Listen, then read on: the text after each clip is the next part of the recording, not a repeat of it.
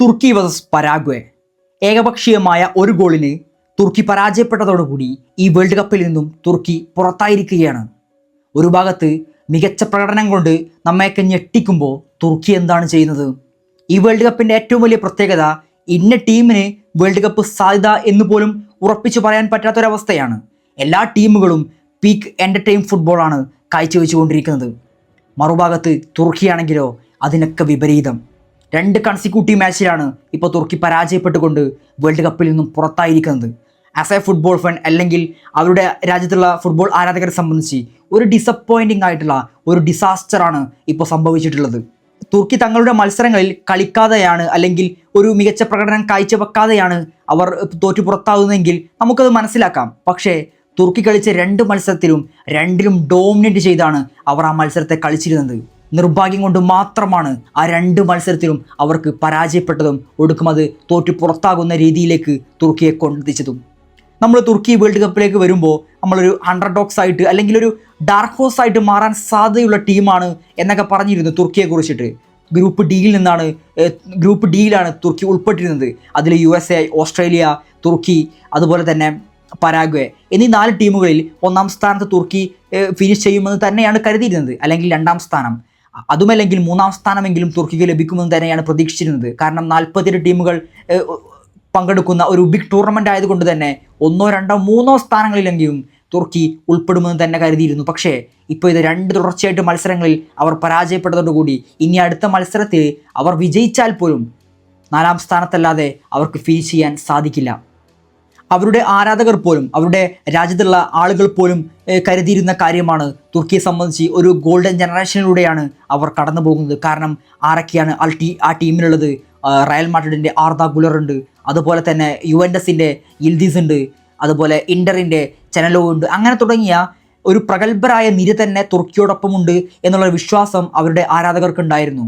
എങ്ങനെയാണ് അവരുടെ ആരാധകർ USA തങ്ങളുടെ യാത്രയപ്പ് നൽകിയത്? അതൊക്കെ വൈറലായിട്ടുള്ള സംഭവമാണ്. അത്രയും കാറുകളുടെ അകമ്പടിയോടുകൂടിയാണ് വേൾഡ് കപ്പിലേക്ക് തുർക്കിയെ അവർ യാത്രയപ്പ് നൽകിയിരുന്നത്. അവരുടെ നാട്ടുകാർക്ക് അത്രയും വലിയ കോൺഫിഡൻസ് ഉണ്ടായിരുന്നു ഈ ടീമിൽ. പക്ഷേ നിർഭാഗ്യവശാൽ അൺലക്കി എന്നല്ലാതെ മറ്റെന്താണ് തുർക്കിയുടെ ഈ പുറത്താവലിനെ കുറിച്ച് പറയാനുള്ളത്? ഓസ്ട്രേലിയ, പരാഗ്വേ എന്നീ 2 ടീമുകൾക്കാണ് തുർക്കി കളിച്ചിട്ടുള്ളത്. ആ 2 മത്സരത്തിലും വിജയിക്കേണ്ട മത്സരമാണ് അവർ ഒടുക്കം പരാജയപ്പെടുന്നത്. ആദ്യം ഓസ്ട്രേലിയക്കെതിരെയുള്ള മത്സരത്തെക്കുറിച്ച് നമുക്ക് സംസാരിക്കാം. ആ മത്സരത്തിൽ 72% ബോൾ പൊസിഷനാണ് തുർക്കി കീപ്പ് ചെയ്തിരുന്നത്. ആ മത്സരത്തിൽ 30 ഷോട്ടുകൾ തുർക്കി എടുത്തിട്ടുണ്ട്. അതിൽ 10 എണ്ണം ടാർഗറ്റിലേക്ക് എത്തിച്ചിട്ടും അവർക്ക് വിജയിക്കാൻ സാധിച്ചിട്ടില്ല.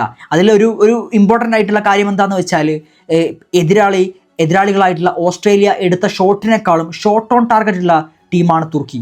എന്നിട്ട് പോലും മത്സരം അവസാനിച്ചപ്പോൾ 2 ഗോളിന് തുർക്കി പരാജയപ്പെടുന്ന ഒരു കാഴ്ചയാണ് കണ്ടത്. ഇനി പരാഗ്വെക്കെതിരെയുള്ള മത്സരമാണെങ്കിലോ ആ മത്സരത്തിലും 78% തുർക്കി ആ മത്സരത്തിൽ ബോൾ പൊസിഷൻ കീപ്പ് ചെയ്തിരുന്നത്. ആ മത്സരത്തിൽ 32 ഷോട്ടുകൾ തുർക്കി എടുത്തിട്ടുണ്ട്. അതിൽ 15 എണ്ണം ടാർഗറ്റിലേക്ക് എത്തിച്ചിട്ടുണ്ട്.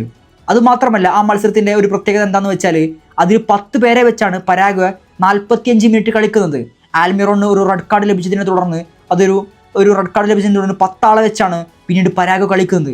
ആ 10 ആൾക്കെതിരെ പോലും തുർക്കിക്ക് വിജയിക്കാൻ സാധിച്ചിട്ടില്ല. അതായത് നമ്മൾ മറ്റൊരു രീതിയിൽ പറയുകയാണെങ്കിൽ 62 ഷോട്ടുകളാണ് ടോട്ടൽ അവർ 2 മത്സരത്തിൽ നിന്ന് മാത്രമായിട്ട് അടിച്ചു കൂട്ടിയിട്ടുള്ളത്. അതിൽ ഒരൊറ്റ ഗോൾ പോലും നേടാൻ അവരുടെ മുന്നേറ്റ താരങ്ങൾക്കോ തുർക്കിയുടെ മറ്റു താരങ്ങൾക്കോ സാധിച്ചിട്ടില്ല. അപ്പോൾ അവരുടെ ആരാധകരെ സംബന്ധിച്ച് അല്ലെങ്കിൽ ആസ് എ ഫുട്ബോൾ ഫാൻ നമുക്ക് തന്നെ ഒരു സങ്കടപ്പെടുന്ന ഒരു വാർത്തയാണ്, ഒരു കാര്യമാണ് തുർക്കിയുടെ ഈ പുറത്താവലിനെ കുറിച്ചിട്ടുള്ളത്. അത്രയും ഫേവറായിട്ട് കടന്നു വന്ന ഒരു ടീമാണ് തുർക്കി. ഇനി അടുത്ത വേൾഡ് കപ്പിലേക്ക് തുർക്കിയുടെ യുവതാരങ്ങളാണ് ഇപ്പോഴത്തെ വേൾഡ് കപ്പ് കളിക്കാൻ വന്നത്. ഇനി അടുത്ത വേൾഡ് കപ്പിലേക്ക് കൂടി അവരുണ്ടാകുമെന്ന് തന്നെയാണ് പ്രതീക്ഷിക്കുന്നത്. ഈ പോർച്ചുഗലിനെ കുറിച്ചാണ്. എന്താണ് പോർച്ചുഗലിൽ സംഭവിച്ചുകൊണ്ടിരിക്കുന്നത്? കഴിഞ്ഞ ദിവസം പോർച്ചുഗലും DR കോങ്കോയും തമ്മിലുള്ള മത്സരത്തിൽ ഒരു 1-1 സമനിലയിൽ പോർച്ചുഗൽ ആ മത്സരം അവസാനിപ്പിച്ചിരുന്നു. ആ സമനിലയിൽ ഫോർമൽ പ്ലേയേഴ്സും ഹേറ്റേഴ്സും വിമർശകരും ഒക്കെ ക്രിസ്ത്യാനോയെ ബ്ലെയിം ചെയ്യുന്ന ഒരു കാഴ്ച നമ്മൾ കണ്ടിരുന്നു. അതിനിടയിലാണ് ജാവോ നെവസിന് ഒരു പോസ്റ്റ് മാച്ച് ഇൻ്റർവ്യൂവിൽ ജാവോ നെവസ് പറയുന്നത് ക്രിസ്ത്യാനോ റൊണാൾഡോ മറ്റു താരങ്ങളെപ്പോലെയല്ല, അദ്ദേഹത്തിൻ്റെ നേട്ടങ്ങളും അച്ചീവ്മെൻറ്റ്സൊക്കെ രാജ്യത്തിന് വേണ്ടിയും അദ്ദേഹത്തിൻ്റെ ലോക ഫുട്ബോളിലും നേട്ടങ്ങളെക്കുറിച്ചൊക്കെ നമുക്കറിയാം. പക്ഷേ അദ്ദേഹം ഇപ്പോൾ ഇൻ ദിസ് മൂമെൻറ്റ് അദ്ദേഹം എല്ലാവരെ പോലെയും സമമാണ്, അദ്ദേഹം ഒരു ഡിഫറൻസും അദ്ദേഹത്തിനില്ല, അദ്ദേഹത്തിന് എല്ലാവരെ പോലും അദ്ദേഹം മൈതാനത്ത് മത്സരത്തിന് കോൺട്രിബ്യൂട്ട് ചെയ്യാനാണ് അദ്ദേഹം ശ്രമിക്കുന്നത് എന്നൊക്കെ പറയുന്ന ഒരു പോസ്റ്റ് മാച്ച് ഇൻ്റർവ്യൂ പുറത്തു വന്നിട്ടുണ്ടായിരുന്നു. അതിൻ്റെ പിന്നാലെ അതിൻ്റെ ആഫ്റ്റർ എഫക്റ്റ് എന്നോളം ക്രിസ്ത്യാനോയുടെ ആരാധകർ ചെന്ന് ജാവോ നെവസിൻ്റെ ഇൻസ്റ്റഗ്രാമിൻ്റെ കമൻറ്റിൽ പോയിട്ട് മോശമായിട്ട് കമൻറ്റ് ചെയ്യുന്ന ഒരു രംഗം പുറത്തു വന്നിട്ടുണ്ടായിരുന്നു. അദ്ദേഹം ഒരിക്കലും അങ്ങനെ ക്രിസ്ത്യാനോയെ തരം താഴ്ത്തി പറയണമെന്ന ഉദ്ദേശത്തോടെ പറഞ്ഞതല്ല. എന്നിട്ട് പോലും ആരാധകർ ചെന്ന് അദ്ദേഹത്തിൻ്റെ കമൻറ്റ് ബോക്സിലും അതുപോലെ തന്നെ അദ്ദേഹത്തിൻ്റെ ഗേൾ ഫ്രണ്ടിൻ്റെ കമൻറ്റ് ബോക്സിലൊക്കെ വന്നിട്ട് മോശമായിട്ട് കമൻറ്റ് ചെയ്യുന്നുണ്ട്. ആ ഒരു സമനിലയിൽ DR കോങ്കോക്കെതിരെ ആ ഒരു സമനിലയിൽ വിമർശനങ്ങളും ട്രോളുകളും ഒക്കെ ആ ഒരു വൺ മാനിലേക്ക് ടാർഗറ്റ് ചെയ്ത് പോകുന്നത് കൊണ്ട് തന്നെ ആയിരിക്കണം ജാവോ നെവസ് അത്തരമൊരു പരാമർശം നടത്തിയിട്ടുണ്ടായിരിക്കുക. പിച്ചിൽ എല്ലാവരും ഒരുപോലെയാണ് എന്ന് ഉദ്ദേശിച്ചുകൊണ്ടായിരിക്കാം അദ്ദേഹം അത്തരമൊരു സ്റ്റേറ്റ്മെൻറ്റ് നടത്തിയിട്ടുണ്ടായിരിക്കുക. അത് മനസ്സിലാക്കാതെ ആരാധകർ മറ്റൊരു രീതിയിൽ എടുത്തുകൊണ്ട് അത് മൊത്തത്തിൽ കാര്യങ്ങൾ വഷളാക്കുന്ന രീതിയിലേക്ക് അത് മാറ്റിയിരിക്കുകയാണ്. അതൊക്കെ മോശം പരിപാടിയാണ്. ഈ കമ്മ്യൂണിറ്റ് ആളുകളെക്കാളും എത്രയോ അറിയാവുന്നതാണ് ക്രിസ്ത്യാനോയും ജാവോ നെവസും തമ്മിലുള്ള ആ ഒരു ബന്ധം. അവർ തമ്മിൽ ഈ ഒരു വേൾഡ് കപ്പിൻ്റെ സമയത്ത് ഇങ്ങനൊരു വാക്കുപോര് ഉണ്ടാകുമെന്ന് നിങ്ങൾ കരുതുന്നുണ്ടോ? ഒരിക്കലുമില്ല.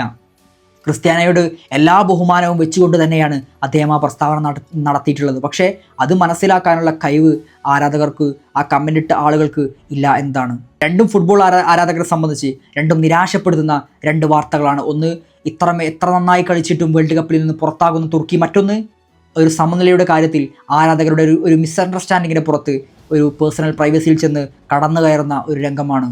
ഏതായാലും രണ്ടും ഫുട്ബോൾ ആരാധകരെ സംബന്ധിച്ച് ഒരു നിരാശപ്പെടുത്തുന്ന വാർത്ത തന്നെയാണ് ഇത് രണ്ടും സമ്മാനിച്ചിട്ടുള്ളത്.